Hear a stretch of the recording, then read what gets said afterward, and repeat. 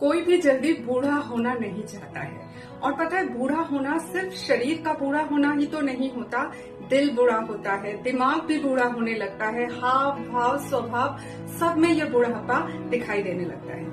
आज ना थोड़ा सा देखेंगे कि नेचर में वो कौन सा फोर्स है जो इस बुढ़ापे के लिए जिम्मेदार है। थोड़ा सा क्वांटम वर्ल्ड में उतरेंगे, जिस लेवल पर उतर करके हम देख सकते हैं कि किस तरह से हमारे थॉट्स जो हैं वो रियलिटी में ट्रांसफॉर्म होते हैं। यानी हमारी थॉट एनर्जी वस्तु बन करके एक रियलिटी बन करके हमारे जीवन में आ जाती है। यहीं से बात को थोड़ा सा उठा करके एजिंग तक आते हैं। दरअसल यूनिवर्स में 4 एलिमेंटल फोर्सेस हैं: weak nuclear force, strong nuclear force, gravitational force, electromagnetic force. ये 4 फोर्सेस जब 12 मैटर फील्ड के साथ इंटरैक्ट करते हैं तब जाकर के एनर्जी जो है वो रियलिटी में ट्रांसफॉर्म होती है। ये पूरा मैटर क्रिएशन प्रोसेस का पार्ट है। तो इसमें जो वीक फोर्स है ना, वीक न्यूक्लियर फोर्स, वो रेडिएशन के लिए जिम्मेदार होती है और ये रेडिएशन ही एजिंग के फैक्टर को भी कंट्रोल करता है।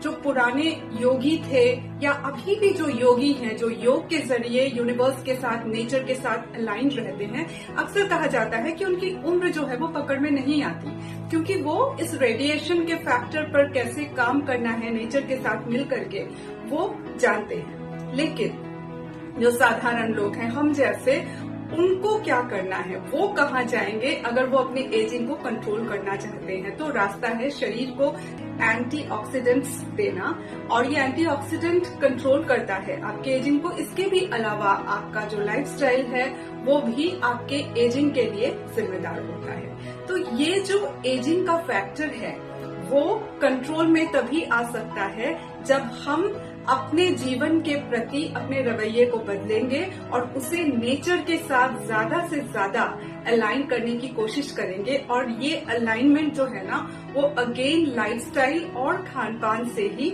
शुरू होती है, जो कि खानपान से शुरू होकर थॉट प्रोसेस तक चली जाती है। तब जाकर के दिल, फिर दिमाग, ये सब जो है वो कहीं ना कहीं जवान बना रहता है। हमारे भीतर एनर्जी लेवल रहती है, ऊंची एनर्जी लेवल, और हम एक अलग किस्म की जिंदगी जीने लगते हैं। जब हम आइडल वेट पर होंगे तो कॉन्फिडेंस ज्यादा रहेगा, एनर्जी लेवल हाई रहेगा, तो जवानों जैसी जो मानसिकता है वो भी रहेगी। नहीं तो नहीं, हम यहाँ नहीं चढ़ सकते, हम वहाँ नहीं बैठ सकते, घुटने मोड़ करके बैठना मुश्किल है।